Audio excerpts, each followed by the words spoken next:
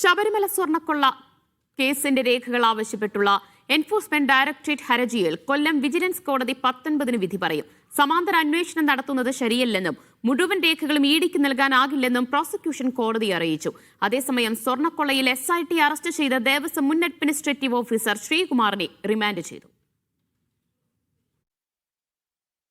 സ്വർണ്ണക്കൊള്ളയിലെ കള്ളപ്പണ ഇടപാട് സംബന്ധിച്ച അന്വേഷണം നടത്തുന്നതിനു വേണ്ടിയാണ് ED ശബരിമല കേസിന്റെ രേഖകൾ ആവശ്യപ്പെട്ട് അപേക്ഷ നൽകിയത്. FIR മൊഴിപ്പകർപ്പുകൾ ഉൾപ്പെടെ ലഭിക്കാൻ ഹൈക്കോടതി അനുമതി പ്രകാരമാണ് കൊല്ലം വിജിലൻസ് കോടതിയെ സമീപിച്ചത്. അപേക്ഷയിൽ വിശദമായ വാദം കേട്ട ശേഷമാണ് വെള്ളിയാഴ്ച വിധി പറയാനായി മാറ്റിയത്.